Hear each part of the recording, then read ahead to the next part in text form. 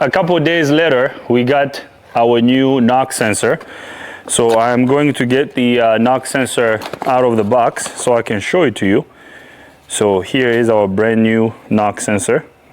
As you can see, this knock sensor comes with its computer. So this is knock sensor 1, and this is the part number for it. So we got the sensor from Mercedes. So we are good to go. Last time we checked the sensor wiring. The wiring is good.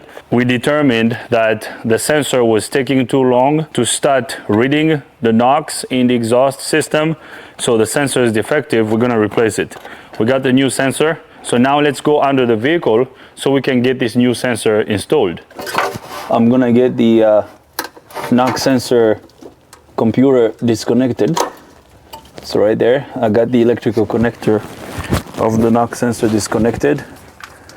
And then I'm gonna remove the nut that holds the knock sensor computer in place. I hope you guys can see what I'm doing. I apologize if my hand is in the way. So we're gonna remove the first nut. And then the second nut is up here. You guys probably won't be able to see it. So I'm just gonna have to feel it out.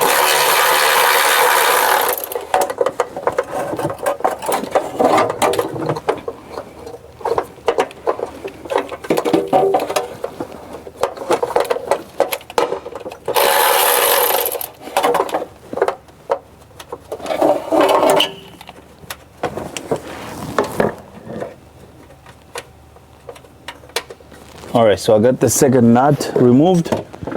So now the computer of the knock sensor can come out. So I'm gonna route it down here. I can lift this heat shield up. So now I'm gonna remove the sensor. So here's the sensor. We're gonna get a 7/8 wrench. I'm gonna undo this sensor. Dang. This sensor is tight on. I had one last time that was completely stuck. What the heck? This sensor is stuck. Oh, freak. Okay, we might have to use a torch to heat this up a little. Oh, I don't want this to turn into a nightmare because I had one that was so tight on and it got stripped. The nut stripped, and I had to use a thread chaser to fix the threads. Okay, I'm gonna use a torch. I'll get a torch and heat this up. Actually, I don't know if I should show you guys that. I might have to do that off camera. I don't know. Cameraman Matt, what do you think? Let me get a torch first. We'll see if we can film while we're heating this up. We're gonna hit the base of the sensor up. If we can't film it, then I will just bring you guys back up after I get this really hot so we can undo it, okay? I'll get the torch set up and then I'll bring you guys back up. Let's get the torch fired up.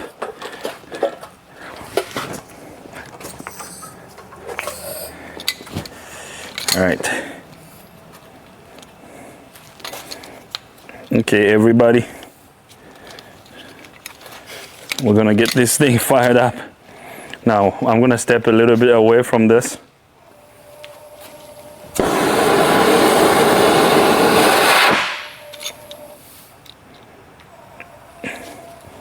I can already sense that I'm gonna get criticized a lot by doing this. Perfect. Hey, I don't use the torch every day, okay? So, guys, go easy with me with the criticism in the comment box. So we got the torch going. So now let's go under the vehicle so we can heat up the sensor. So I'm going to hit the base of the sensor.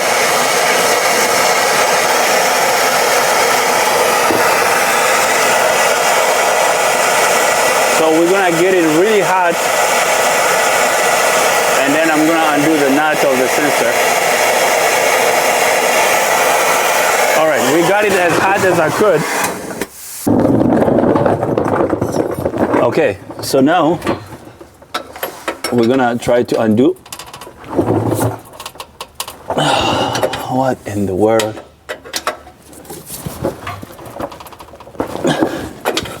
Dang, this is crazy. Okay, let me grab a socket. We're gonna use the O2 sensor socket over here.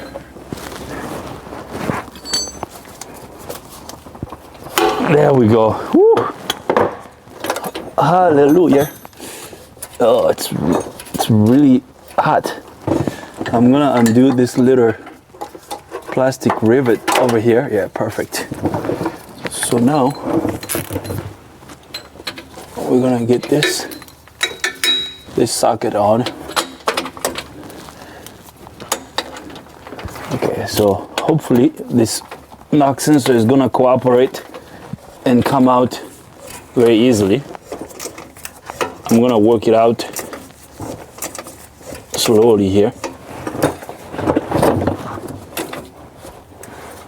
Okay, I'm gonna go back and forth with it. I'm gonna tighten it now and then go back. Okay, I'm just working it back and forth.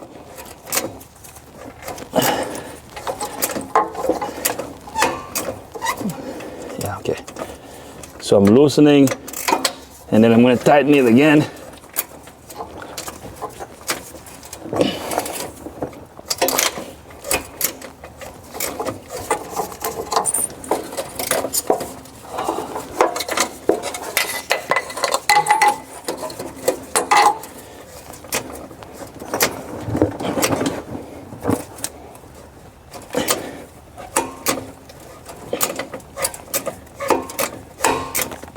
Yeah, come on, baby. Cameraman Matt is laughing at me.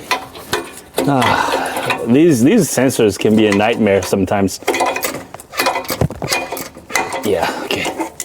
Almost there.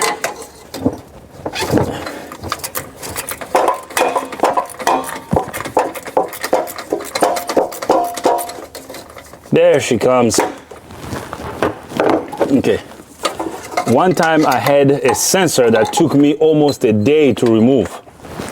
It was completely stuck, and then when I removed it, can you see this sensor, Matt? Yep. Yes, and then when I removed it, so what happened, I mean not this one, the one I was working on a while back.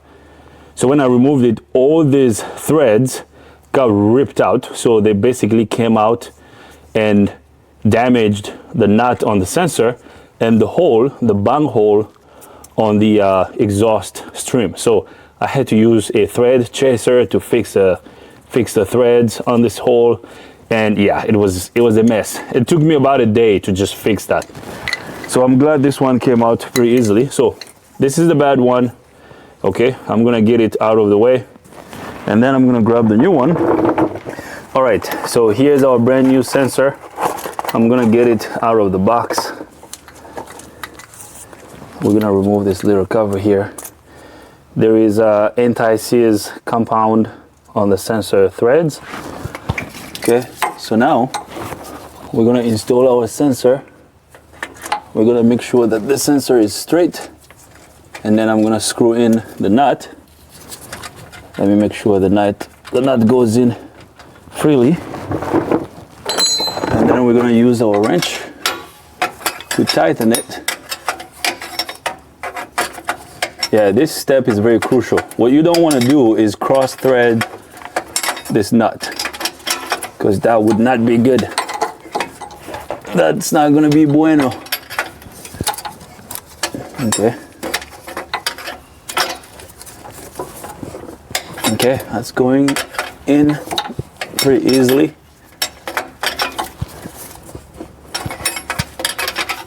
So I'm gonna keep going until that nut is tightened.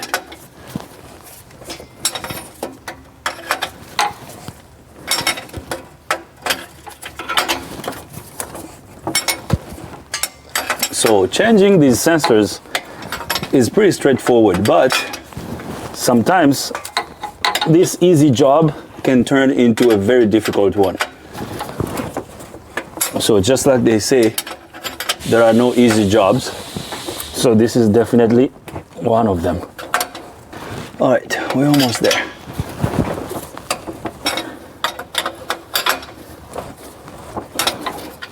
Okay. I'm gonna use my socket now.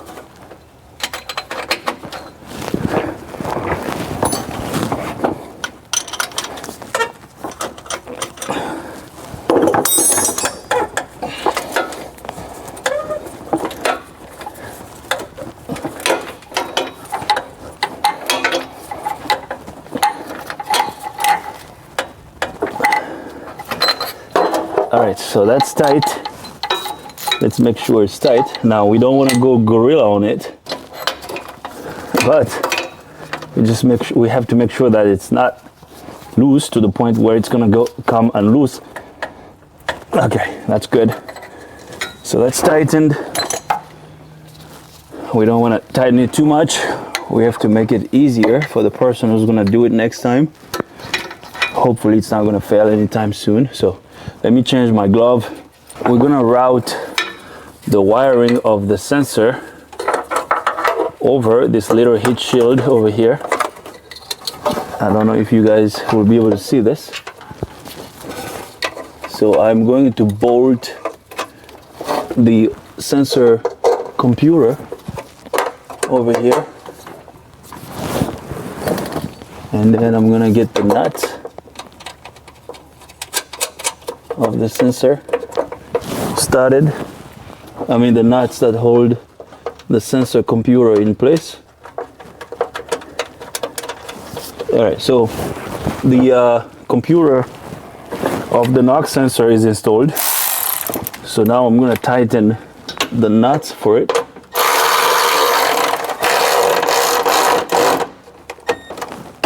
Okay, and then this one here.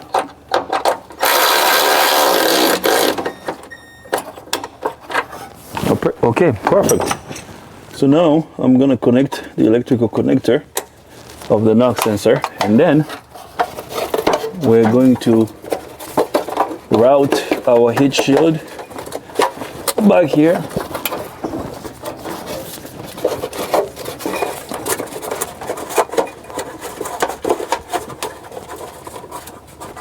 Just like that. I'm gonna make sure that the heat shield is routed the way it was.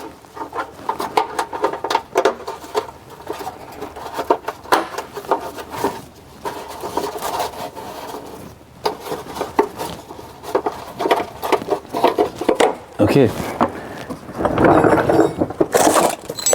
Where is that piece? Okay. And then there's a little nut, these little flat nuts that go right here. All right, we got the sensor installed. We got everything back together. So now let's go in the vehicle so we can erase the trouble codes, and then we're gonna go on a test drive. We are back in the vehicle. I got my Autel scan tool connected to the vehicle. I'm gonna turn the key on. So we're gonna go to, so right there, the scan tool has identified the vehicle already. So this is a Mercedes-Benz light duty.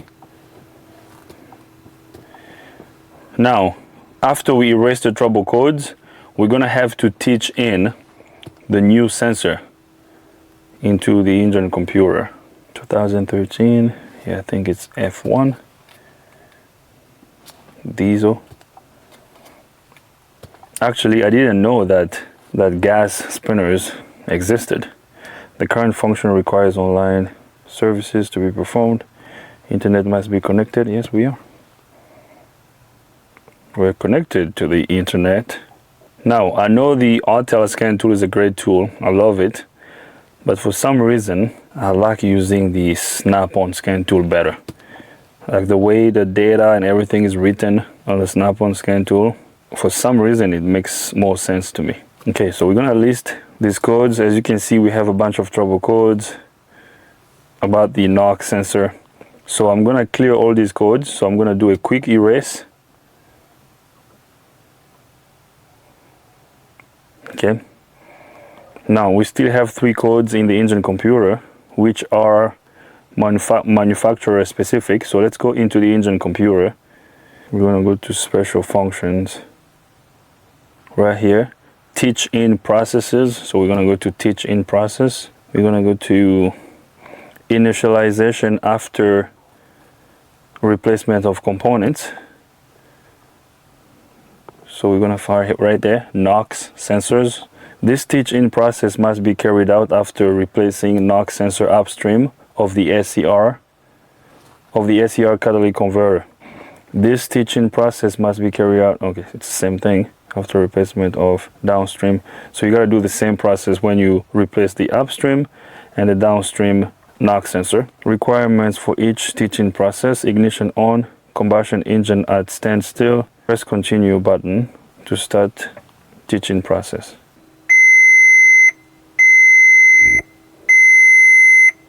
The teach-in process is running. Okay, let's observe and see what happens. I heard something running under the van. I don't know what that is. I don't know if it's the DEF pump. Did you hear that? Yeah, you hear it again. Something is running under the van as this teach-in process is running.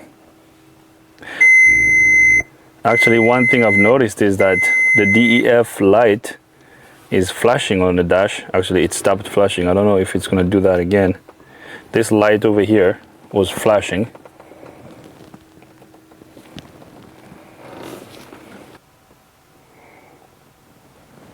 The teaching process was completed successfully. Okay, so this is good. Continue. The teaching process has been done. Now, okay, we're gonna have to take this on a test drive. There's one more thing I would like to do. Let me back out. What we're gonna do now is we're gonna go to live data. So we have taught in the new sensor. Let's get all our actual values. Check sensors. So I'm gonna graph our NOx sensor data PIDs, and then we're gonna test drive the vehicle. So right here, dynamic test, SCR NOx sensor concentration upstream of SCR. We have a bunch of data PIDs here. So I'm gonna select these two data PIDs. So this is the sensor downstream and upstream. And then we're gonna get the voltage values. All right, so that's it. I mean, we know our system is working well. The SCR is working fine. So I'm gonna graph these two NOx sensors. Right now we're showing 0, 0. So I'm gonna start the engine now.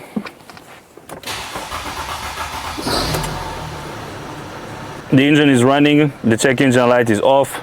We have to go on a test drive and test drive the vehicle to get the exhaust system warmed up to the point where the NOx sensor will start working.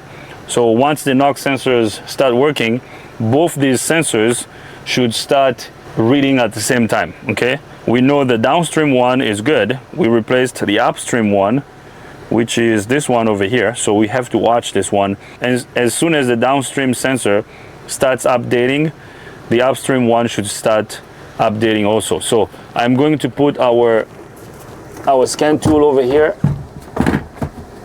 Okay. So let's take this baby for a spin.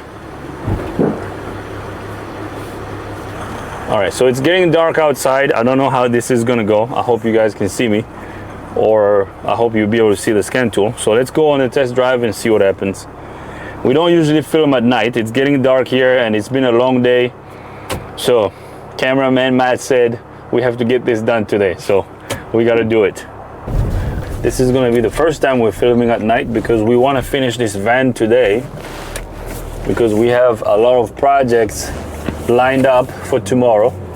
So we really wanna finish this today so we can move on to the next projects. I mean, this van was driving fine anyways, it was good. So Matt, if you can show the scan tool.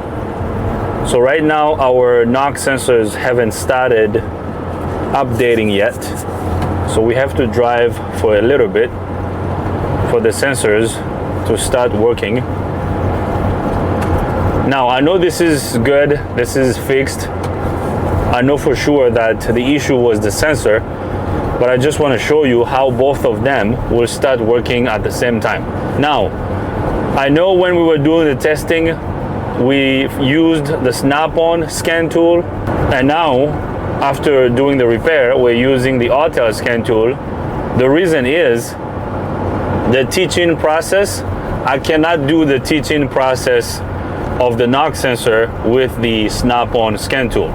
Only my ADBLUE scan tool allows me to do that. So that's why I'm choosing the ADBLUE. Okay, but the graphs and everything you're seeing on the scan tool is pretty much the same. Okay, I hope you guys saw that. Our first sensor started reading right there. Perfect. Now this is what I wanted to see. Actually, the sensor after the SCR hasn't even started yet. You see this one over here, Matt? So that's the sensor after the SCR. The sensor after the SCR is still showing us 0, but the sensor before the SCR now has a reading, which we didn't have before, right, Matt? It was actually the sensor. It was the sensor after the SCR that was reading first, but right now we have the sensor before the SCR that's reading. So that's good. This is fixed. We're good. This tells me that we made the right call. The vehicle is fixed. This is what I wanted to see. Our first NOx sensor is actually showing us the NOx level in the exhaust system first, before the sensor after the SCR. So this is good. I mean, we're good to go. We don't have to go far away. We can just turn around and drive back to the shop, and then this will be good. You can show the scan tool again. You guys can just look at these numbers up here. Look at these numbers here. So this is good. Okay, this is fixed. Our first NOx sensor is definitely reading before the second NOx sensor, and that's how it's supposed to work. So we're good to go. So I'm gonna turn around and drive back to the shop. Once I get back to the shop, I will bring you guys back up so we can wrap up this video. Yeah, there is the other one. We just wanted to show you that the second sensor is now updating. I hope you guys can see that. So yeah, that's good. But before we changed the sensor, it was actually the second sensor that was updating first, right? So this is fixed. We are done. This is fixed. Yeah, check that out. Yeah, that's nice. That's what we want to see. Sorry for this little bumpy area. I'm turning around so I can go back to the shop. Actually, let me show you. I don't know if you can show this. I just noticed that our DEF light also went off. The DEF light that was over here just went off by itself. We are back at the shop. We're gonna show you the dash first before we show you the scan tool. So right there, as you can see, we don't have a light on the dash. There was a message here that was saying start count. So that message is no longer displayed. And also the DEF light is off. Check engine light is off, so we're good to go. All right, this is fixed. I'm gonna grab the scan tool. So I hope you guys can see this. When we were driving, our first NOx sensor started updating first, and then the second one started updating. As you can see, we have more NOx per million on the first one. The second one is showing about 5. So our SCR is working.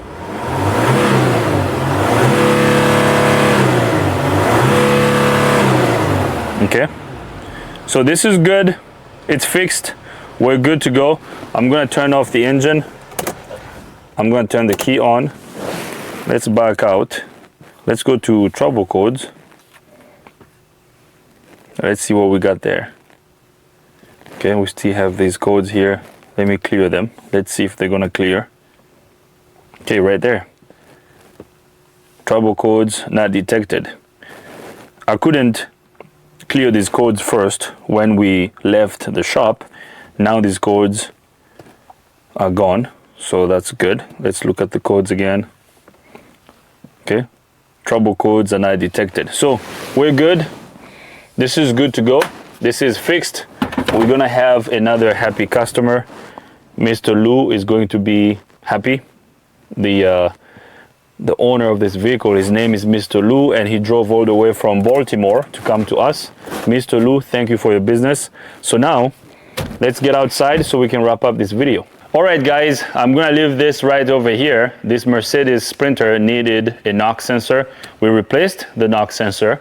Now all is well. I also have to mention that this Sprinter is 4-wheel drive, so this is really cool. I don't really see a lot of 4-wheel drive Sprinters, so it was cool to work on one of these. So I hope you liked the video.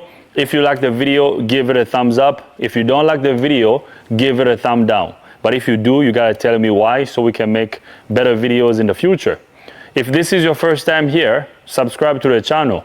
Ring the bell so you can get notified every time we upload a new video. If you have any comments, questions, criticism, leave them in the comment box. Cameraman Matt, thank you for being here. Thank you for everything you're doing. Thanks everybody. See you next time.